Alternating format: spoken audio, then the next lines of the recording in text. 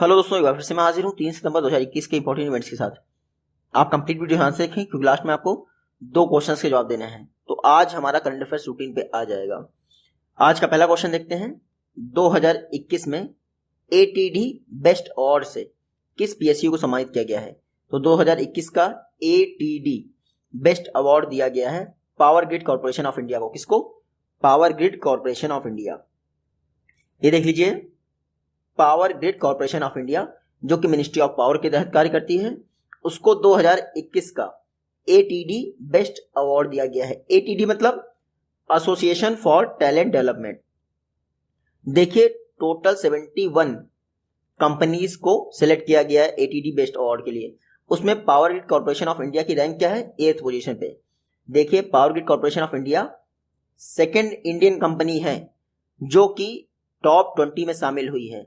हालांकि ये first PSU है जो टॉप 20 में शामिल हुई है। इसके अलावा एक और कंपनी कौन सी है? कोटक महिंद्रा, याद रखिएगा।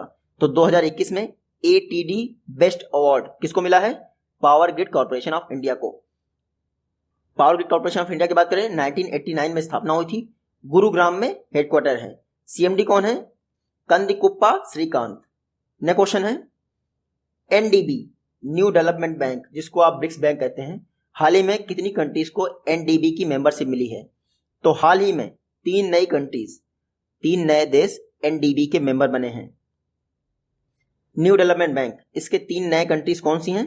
देखिए, यूएई, उरुग्वे, बांग्लादेश, ये 3 कंट्रीज हैं जो एनडीबी की मेंबर बनी है। तो एग्जाम में आपसे पूछ सकते हैं, recently which among the following country does not became the member of NDB? तो आपको ये पता होना चाहिए कि यूएई, उरुग्वे और बांग्लादेश ये 3 नई कंट्री हैं जो एनडीबी की मेंबर हुई हैं।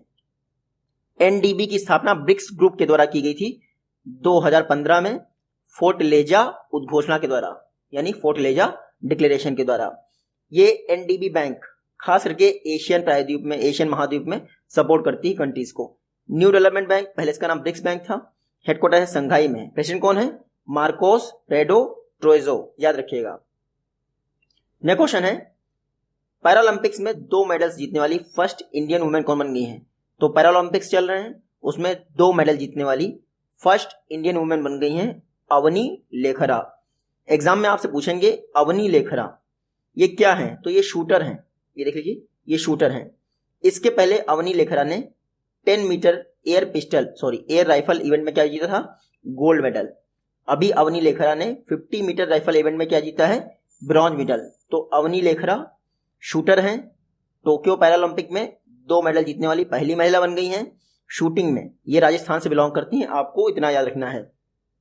बाकी ये डाटा इंपॉर्टेंट नहीं है क्योंकि जब पैरालंपिक आज कंप्लीट हो गया नहीं 5 सितंबर को, तो आपको लेटेस्ट डाटा मिल जाएगा 6 सितंबर की वीडियो में। देखिए, टोक्यो पैरालंपिक जो हो रहा है ये 16th एडिशन है।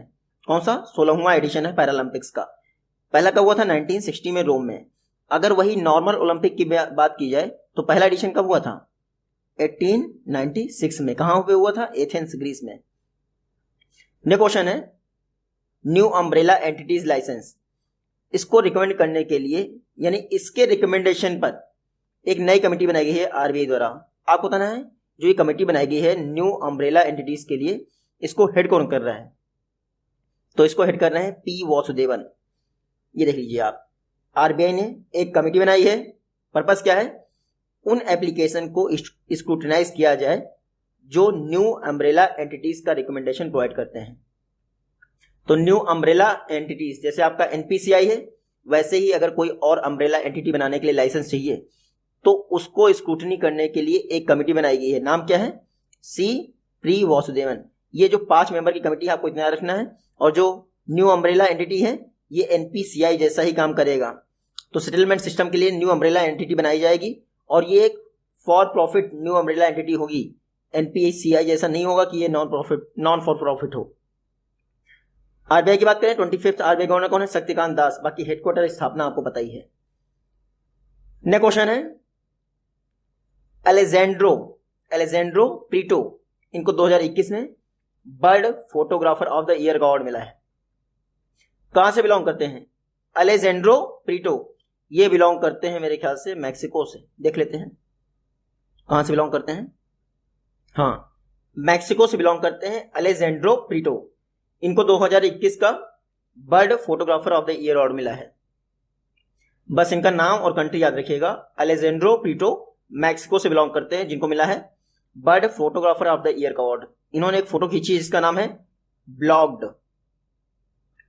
ये एक बर्ड है यानी पक्षी है, ये यूएस मैक्सिको बॉर्डर के पास जो दीवार बनी है उसकी ओर मुंह करके बैठी है। कितनी बढ़िया पिक्चर है कि इस पक्षी को लग रहा है कि भैया अब उस पार कैसे जाएंगे, तो इसीलिए इनको bird photographer of the year का अवार्ड मिला है। अलेजेंड्रो प्रीटो मैक्सिको से बिलोंग करते हैं। नेक्स्ट क्वेश्चन है, पोषण माह की शुरुआत हो गई है 2021 के लिए। शुरुआत में ही न्यूट्री गार्डन किसने इनॉग्रेट किया है? तो पोषण माह की शुरुआत के तौर पर न्यूट्री गार्डन इनॉग्रेट किया है स्मृति ईरानी ने, क्योंकि जो पोषण मिशन है वो ministry of women and child development का इनिशिएटिव है। तो उसको देखते हुए सितंबर 2021 में, हर बार की तरह इस बार भी सितंबर में पोषण माह मनाया जा रहा है। तो उसकी शुरुआत की गई है न्यूट्री गार्डन से, जिसको इनॉग्रेट किया किसने? स्मृति ईरानी ने। जो all India institute of Ayurveda है नई दिल्ली में, वहीं से शुरुआत हुई है पोषण माह की, और इसलिए न्यूट्री गार्डन इनॉग्रेट किया गया है स्मृति ईरानी द्वारा। न्यूट्री गार्डन होता क्या है? न्यूट्री गार्डन जो रेजिडेंशियल हाउसेस होते हैं वहां पर न्यूट्रिएंट रिच क्रॉप्स का हार्वेस्टिंग किया जाता है। तो शुरुआत की गई है सहजन और आंवला की प्लांटेशन से। तो न्यूट्री गार्डन इसका इनॉग्रेशन किया है स्मृति ईरानी ने। देखिए, पोषण अभियान मैंने 2 दिन पहले बताया था, 2018 में प्राइम मिनिस्टर मोदी जी ने झुंझुनू राजस्थान से लॉन्च किया था। उसके टारगेट्स भी मैंने आपको बताए थे, वो याद रखिएगा। नेक्स्ट क्वेश्चन है, राज्यसभा, इसके नए सेक्रेटरी जनरल कौन अपॉइंट हुए हैं? तो राज्यसभा के नए सेक्रेटरी जनरल बने हैं डॉक्टर पीपीके रामचरियुलू। डॉक्टर पीपीके रामचरियुलू, देखिए ये देख लीजिए, डॉक्टर पीपीके रामचरियुलू राज्यसभा के सेक्रेटरी जनरल बने हैं। किसने अपॉइंटमेंट किया है इनका? एम वेंकैया नायडू जी ने, जो कि राज्यसभा के चेयरमैन हैं। देखिए, डॉक्टर रामाचरियुलू फर्स्ट इनसाइडर हैं जो कि सेक्रेटरी की रैंक से प्रमोट होते होते क्या बन गए हैं? Secretary general. रामचरियुलू 1983 से राज्यसभा के साथ जुड़े हैं, उससे पहले लोकसभा में काम किया है। राज्यसभा हमारे लिए इंपॉर्टेंट इसलिए है, 1952 में पहली बार तो इसकी स्थापना हुई थी। 6 ईयर राज्यसभा के जो मेंबर्स होते हैं उसका टर्म होता है 6 ईयर। चेयरमैन है एम वेंकैया नायडू, जो कि वाइस प्रेसिडेंट होते हैं कंट्री के। आर्टिकल 80 के तहत राज्यसभा आता है, और वर्तमान में मैक्सिमम मेंबरशिप 245 है, जिसमें से 233 इलेक्टेड होते हैं और 12 नॉमिनेटेड होते हैं प्रेसिडेंट द्वारा। तो राज्यसभा को स्थापित हुए 70 वर्ष हो गए हैं। 70 वर्ष में पहली बार ऐसा हुआ है कि कोई इंसाइडर पर्सन सेक्रेटरी जनरल की पोस्ट तक प्रमोट होकर गया है, और वो कौन है? Doctor PPK रामाचार्युलू। नेक्स्ट क्वेश्चन है, 2022 में डिफेंस एक्सपो किस स्टेट द्वारा होस्ट किया जाएगा? तो 2022 का डिफेंस एक्सपो गुजरात होस्ट करेगा। ये देख लीजिए, 2022 में डिफेंस एक्सपो का 12वां एडिशन होगा, जिसको गुजरात द्वारा होस्ट किया जाएगा, और ये अनाउंसमेंट किया गया है विजय रूपानी, जो गुजरात के चीफ मिनिस्टर हैं। देखिए, department of defence production Gujarat government के साथ मिलकर इस डिफेंस एक्सपो को ऑर्गेनाइज करेगा। 100 से ज्यादा कंट्रीज में पार्टिसिपेट करेंगी। और याद रखिएगा, जो 2022 में गांधीनगर में डिफेंस एक्सपो होने जा रहा है उसका थीम क्या है? India as a defence manufacturing hub. इतना याद रखिएगा। डिफेंस एक्सपो 12वां एडिशन होने जा रहा है गुजरात में। इससे पहले 11वां एडिशन कहाँ हुआ था? लखनऊ में हुआ था। मिनिस्ट्री ऑफ डिफेंस द्वारा ऑर्गेनाइज किया था, बाई एनियल यानी द्विवार्षिक इवेंट है। नया क्वेश्चन देखते हैं, राष्ट्रीय इस्पात निगम लिमिटेड, इसके नए सीएमडी कौन बने हैं? राष्ट्रीय इस्पात निगम लिमिटेड, इसके नए CMD chairman and managing director कौन बने हैं? ये देख लीजिए, अतुल भट्ट। ये हैं अतुल भट्ट, राष्ट्रीय इस्पात निगम लिमिटेड के नए सीएमडी बने हैं। इससे पहले पीके रथ थे, तो पीके रथ को रिप्लेस कर दिया है अतुल भट्ट ने। अतुल भट्ट राष्ट्रीय इस्पात निगम लिमिटेड के नए एमडी बने हैं। राष्ट्रीय इस्पात निगम लिमिटेड ये स्टील मेकिंग कंपनी है, विशाखापट्टनम में लोकेटेड है। आपको याद रखना है 1982 में स्थापना हुई थी। राष्ट्रीय इस्पात निगम लिमिटेड के नए सीएमडी बने हैं अतुल भट्ट। नेक्स्ट क्वेश्चन है, recently 5 star eat right station certification किसको मिला है? तो ईट राइट स्टेशन सर्टिफिकेशन मिला है चंडीगढ़ रेलवे स्टेशन को। इसको चंडीगढ़ रेलवे स्टेशन को। तो ये कोई पहला रेलवे स्टेशन तो है नहीं, तो हमारे लिए इंपॉर्टेंट नहीं है। 5 स्टार ईट राइट सर्टिफिकेशन मिलता है फसाई द्वारा, food safety and standard authority of India. देखिए, ईट राइट मूवमेंट के द्वारा, ईट राइट मूवमेंट के तहत ही ईट राइट स्टेशन सर्टिफिकेट मिलता है हाल ही में चंडीगढ़ रेलवे स्टेशन को मिला है। कौन देता है? फसाई। फसाई मिनिस्ट्री ऑफ हेल्थ के तहत आता है, याद रखना है आपको। फसाई इसकी स्थापना की गई थी 2011 में। कौन से एक्ट के द्वारा? Food safety and standard act 2006 के द्वारा। तो ये याद रखिएगा, जो food safety and standard act था वो 2006 में पास हुआ था, लेकिन फसाई की स्थापना 2011 में की गई थी। हेडक्वार्टर नई दिल्ली में है, चेयरमैन है रीता तेवतिया। फसाई के सीईओ कुछ समय पहले अपॉइंट हुए थे अरुण सिंघल। नेक्स्ट क्वेश्चन है India UK economic and financial dialogue, इसकी स्थापना किस वर्ष की गई थी? तो India UK economic and financial dialogue, इसकी स्थापना की गई थी 2005 में। हाल ही में India UK economic and financial dialogue का 11वां एडिशन ऑर्गेनाइज किया गया virtually. India UK economic and financial dialogue, इसका 11वां एडिशन वर्चुअली ऑर्गेनाइज किया गया है। और इंडिया से निर्मला सीतारमण और यूएस से ऋषि सुनक ने इसको को चेयर किया है। तो ऋषि सुनक का नाम याद रखिएगा, यूके के ट्रेजरी चांसलर हैं। उन्होंने India UK economic and financial dialogue में पार्टिसिपेट किया, जो कि 11th एडिशन था। इसमें COP26 के विषय में बात की गई। हालांकि India UK economic and financial dialogue की बात करें तो फरवरी 2005 से शुरुआत की गई थी। इस बार 11वां एडिशन है। जर्नलिस्ट वेलफेयर स्कीम, इसकी गाइडलाइंस को रिव्यू करने के लिए कमेटी बनी है। इसको हेड किया जाएगा इसके द्वारा अशोक कुमार टंडन के द्वारा। देखिए, ministry of information and broadcasting, इसकी स्कीम रन की जाती है, जर्नलिस्ट वेलफेयर स्कीम।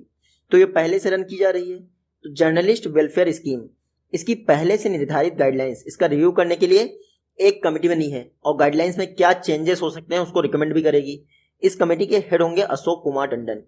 तो ministry of information and broadcasting ने अशोक कुमार टंडन कमेटी बनाई है जर्नलिस्ट वेलफेयर स्कीम पर रिकमेंडेशन करने के लिए।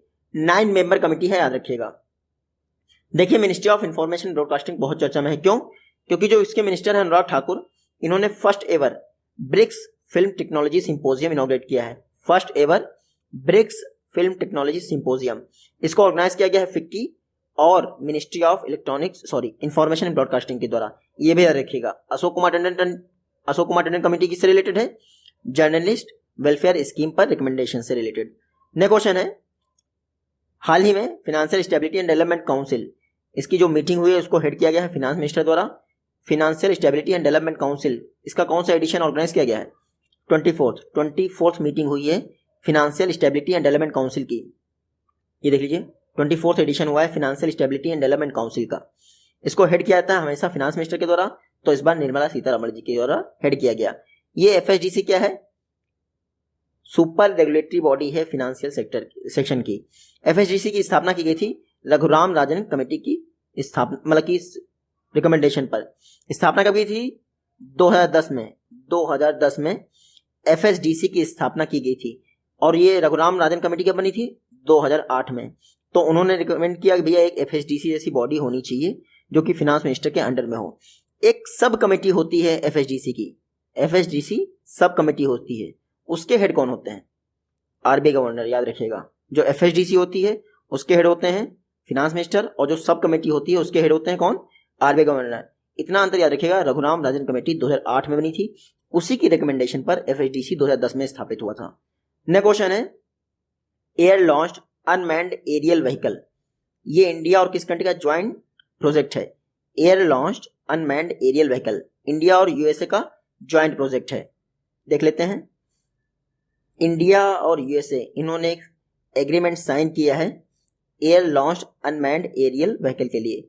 तो अलवाओ air launched unmanned aerial vehicle, इसके लिए इंडिया और US ने एग्रीमेंट साइन किया है, और ये एग्रीमेंट DTTI के तहत साइन किया गया है, यानी defence technology and trade initiative. Exam में ये पूछ लेते हैं DTTI इंडिया और किस कंट्री का एग्रीमेंट है?